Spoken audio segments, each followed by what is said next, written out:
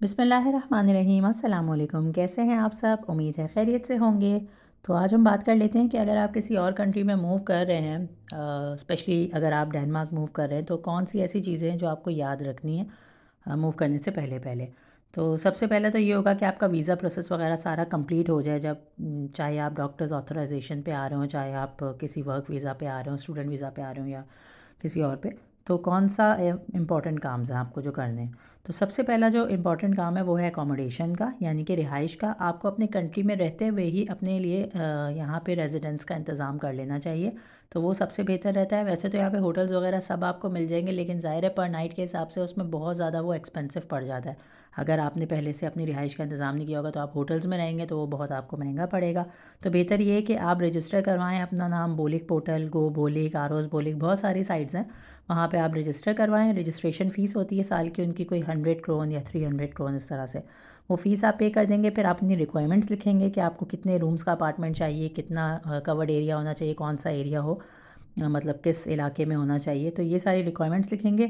जब उनके पास इसके मुताबिक आ जाएगा कोई अपार्टमेंट तो फिर वो आपको ऑफ़र भेजेंगे और फिर आप चाहें तो रिजेक्ट करें या एक्सेप्ट करें। सेकंड आ जाते हैं हम आपका वीज़ा प्रोटेक्टर पे। अच्छा, वीज़ा प्रोटेक्टर क्या चीज़ है? ये पाकिस्तानी गवर्नमेंट की तरफ से एक वो होता है जो कि आपके पासपोर्ट पे लगता है। एक प्रोटेक्टर होता है, स्टैम्प होता है, प्रोटेक्टर स्टैम्प, जो कि पासपोर्ट पे लगता है। और अगर आप वर्क वीज़ा पे जा रहे हैं या फिर किसी और वीज़ा पे भी जा रहे हैं, आप मेन एप्लीकेंट हैं या आप स्पाउस हैं, डिपेंडेंट हैं, तो सबको ही चाहिए कि वो लगवा लें साथ, क्योंकि फिर ये लोग एंड में आपको एयरपोर्ट पे रोक देते हैं और ट्रैवल नहीं करने देते। स्पेशली वर्क परमिट वालों को तो बिल्कुल नहीं करने देते, क्योंकि वो एक तरह की परमिशन का स्टिकर होता है वो गवर्नमेंट की तरफ से। तो वो आप लाजमी लगवा लें वीज़ा प्रोटेक्टर। ऑनलाइन भी लगवा सकते हैं और इसके जो ऑफिसेज़ हैं ये हर मेन सिटी में मौजूद होते हैं। अच्छा, उसके बाद आ जाते हैं फ़्लाइट पे। तो आप करवाएंगे फ़्लाइट बुक करवाएंगे। अपनी फ़्लाइट बुक करवाते हुए ये ध्यान रखिएगा कि आपको कितना कितना लगेज अलाउ है, और टिकट्स वगैरह भी कोशिश करें कि आप चीपर पड़ें।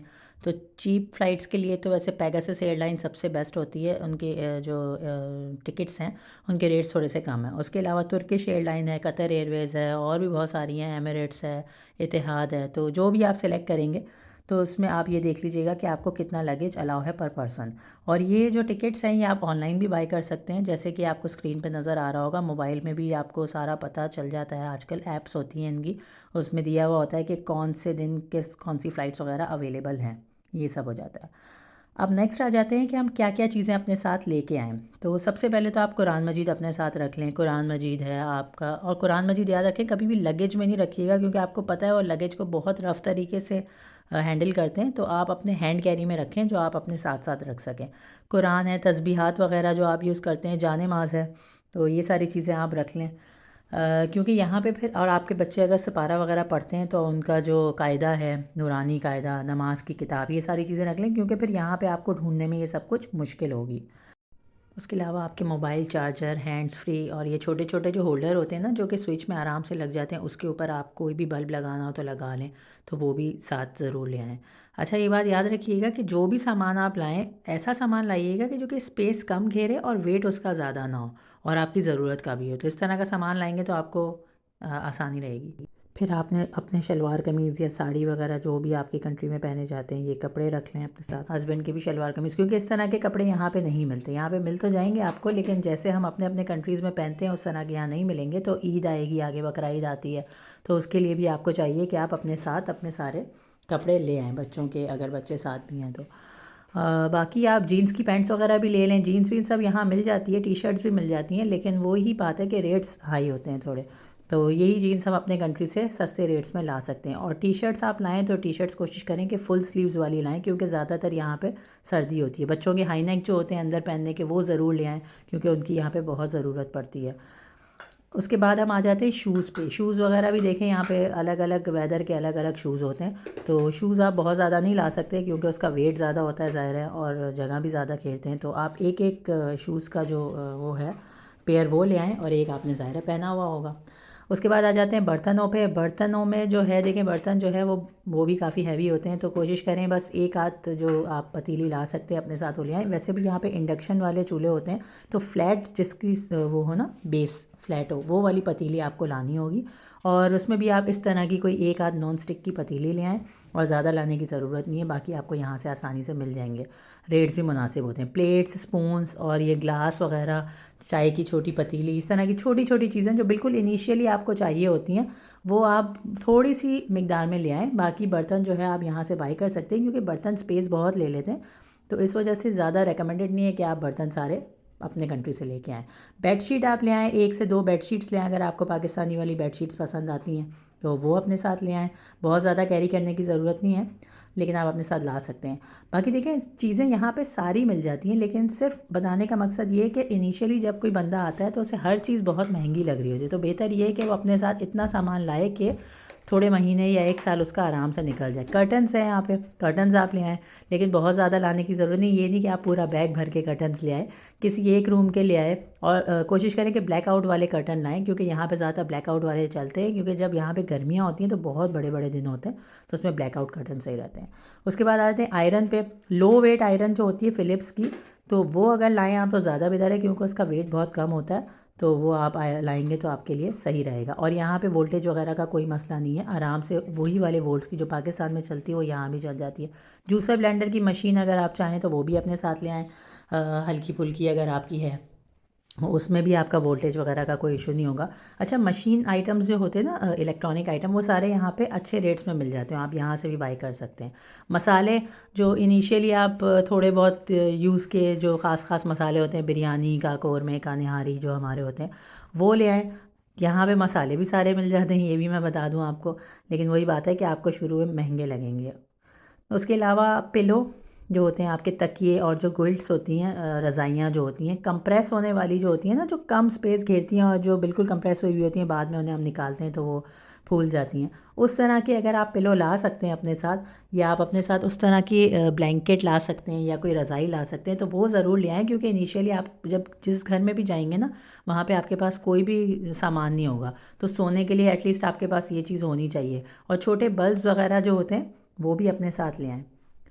उसके बाद आ जाते हैं मेडिसन्स पे। मेडिसन देखें, बेसिक नीड की जो मेडिसन्स होती हैं ना, स्पेशली पेन किलर हो गई, बच्चों की हो गई पेन किलर्स, पैनाडोल वगैरह, और पॉलीफैक्स, और अगर बच्चे साथ हैं तो एमरजेंसी की सूरत में जैसे कोई सनी प्लास है या पायोडीन है, इसमें आपको सारी नज़र आ ही रही होंगी, या पेट ख़राब की कोई दवाइयाँ हैं, ORS है, एंटामिज़ोल है, सिरप है, नज़ले ज़ुकाम का सिरप है, राइज़ेक है, और बैंडेज वगैरह है, कैल्शियम की टैबलेट लाना चाहें तो वो, उसके अलावा जो गला ख़राब की टैबलेट्स होती हैं, ये सारी इस तरह की दवाइयाँ आप बेसिक ले आएँ, क्योंकि यहाँ पे डॉक्टर्स जो हैं वो दवाइयाँ नहीं लिख के देते हैं, फिर हमें मसला होता है, और प्रिस्क्रिप्शन चाहिए होती है मेडिकल स्टोर के लिए भी, तो इसलिए आप अपने साथ लें। उसके बाद आ जाते हैं स्टेशनरी आइटम्स पे। स्टेशनरी आइटम में जो जो आपको यहाँ पे चीज़ें नज़र आ रही हैं, मेन जो आपकी बच्चों की होती हैं, ये सारी चीज़ें यहाँ पे काफ़ी एक्सपेंसिव मिलती हैं।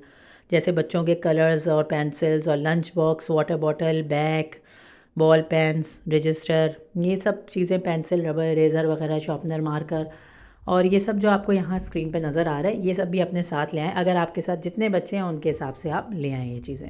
बच्चों के जो टोपे होते हैं, गर्म टोपे, ग्लव्स और सॉक्स हो गए, और उनकी बेल्ट्स वगैरह हो गई, और उसके अलावा आपके स्कार्फ़ हो गए, ये भी साथ ले आएँ। सामान आपका हो गया सारा। अब उसके बाद आ जाते हैं इस वेट मशीन पे। अच्छा, नॉर्मल जो हम लोग वेट मशीन यूज़ करते हैं घर में अपना वेट वगैरह चेक करने के लिए, वो आपके सूटकेस का वेट चेक करने के लिए इतनी सही नहीं रहती है। एक तो वो पूरी आ नहीं पाती है उसमें, तो ये वाली जो छोटी सी मशीन होती है ये एक्यूरेट वेट बताती है। और हमेशा कोशिश कीजिएगा कि जितना लगेज आपको अलाउ हो उससे हमेशा 1 किलो कम लेके जाएँ, ताकि एयरपोर्ट पर ये मसला ना हो कि आपको सामान वगैरह बाहर निकालना पड़ रहा है और उस वक्त बहुत मुश्किल हो जाती है फिर। तो इसलिए हमेशा 1 kg कम लेके जाएँ, सेफ़ साइड पर रहने के लिए। अब नेक्स्ट आ जाते हैं, नेक्स्ट आप करेंसी एक्सचेंज करवा के लाएँ। करेंसी जो है वो आपने एक्सचेंज करवा के रख लेनी है।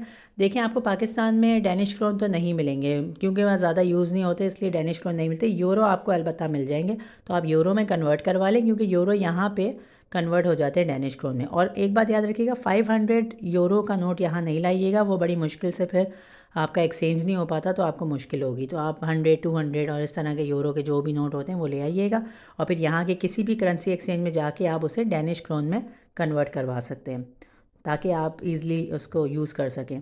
क्योंकि इनिशियली आपका बैंक अकाउंट नहीं होगा, तो स्टोर्स वगैरह पे आपको जो भी पेमेंट करनी होगी वो कैश से ही करनी होगी। अच्छा, अब हम बात कर लेते हैं ट्रेन की टिकट्स की। अगर आप कोपेनहेगन आ रहे हैं तो मसला नहीं है, लेकिन अगर आप किसी और सिटी आ रहे हैं और आपकी फ़्लाइट कोपेनहेगन में आके उतरी है, तो फिर आपको क्या करना होगा, यहाँ से ट्रेन की टिकट बुक करवानी होगी, जो कि डीएसबी ट्रेन के नाम से ऐप भी होती है, वो आप डाउनलोड कर लें और ऑनलाइन टिकट बुक करवा लें। ठीक है, अब ट्रेन में ये फ़ायदा होता है कि बच्चों की टिकट्स नहीं लगती, सिर्फ आपको सीट के लिए 30 क्रोन पर पर्सन देने पड़ते हैं और आपको अपनी टिकट्स बाई करनी होती हैं। और एक बात याद रखिएगा, फैमिली ज़ोन सेलेक्ट कीजिएगा हमेशा ट्रेन में, क्योंकि अगर आपके साथ बच्चे हैं तो क्योंकि बच्चों का शोर होता है तो फैमिली ज़ोन बेहतर रहता है। सेकंड ऑप्शन आपके पास होता है फ्लिक्स बस। फ्लिक्स बस का भी एक अच्छा ऑप्शन है। उसमें ये होता है कि सामान वगैरह सारा वो नीचे रख देते हैं और पर पर्सन एक बैग अलाउ होता है। तो बस फ्लिक्स बस में ये कि बच्चों की भी टिकट्स आपकी लगती हैं, लेकिन ये भी एक अच्छा ऑप्शन है। यहाँ ये आसानी है कि एयरपोर्ट के बिल्कुल बाहर ही आप जाएंगे तो आपको फ्लिक्स बस आराम से खड़ी हुई मिलेंगी।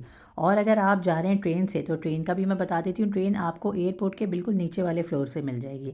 जैसे आप एयरपोर्ट पे खड़े हैं, वहाँ पे लिफ्ट लगी है, लिफ्ट से आप नीचे वाले फ्लोर पे गए और नीचे इनका सारा अंडरग्राउंड जो है वो ट्रेन स्टेशन है और वहाँ से आपको आसानी से अपनी ट्रेन मिल जाएगी। हाँ, ये है कि आप अपने प्लेटफॉर्म के बिल्कुल पास खड़े होइएगा। आपके टिकट में लिखा हुआ होगा कि आपका कौन सा नंबर है, ए है, बी है, स्पोर करके कुछ लिखा होता है यहाँ पे।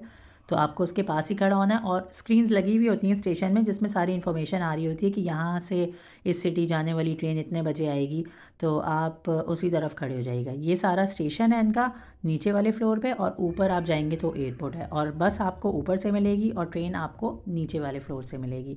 तो ये भी आपके लिए आसानी है यहाँ पे कि कहीं और नहीं जाना पड़ता आपको ट्रेन के लिए। अच्छा, लास्ट आ जाते हैं सिम पे। सिम जो है वो भी बड़ी इंपॉर्टेंट होती है। जब आप किसी भी कंट्री जाते हैं कभी भी, तो आपको वहाँ से उसी कंट्री की सिम लेनी होती है ताकि आप इंटरनेट वगैरह चला सकें और आराम से गूगल मैप के ज़रिए कहीं भी जाना हो तो आप जा सकें। तो वो आप कोई भी नेटवर्क की ले सकते हैं। लाइका की जो सिम्स हैं, लाइका मोबाइल जो मैंने यहाँ पे दिखाई हुई है, ये सबसे सस्ती पड़ती हैं, तो आप चाहें तो ये भी ले सकते हैं और आपको फिर आसानी रहेगी आपकी टैक्सी वगैरह बुक करवाने में आगे के लिए भी। तो वीडियो यहीं पे एंड करती हूँ। उम्मीद है आपको पसंद आई होगी। अगर पसंद आए तो लाइक, शेयर और सब्सक्राइब करना ना भूलिएगा। इंशाल्लाह नेक्स्ट वीडियो में मिलते हैं। तब तक के लिए अल्लाह हाफ़िज़।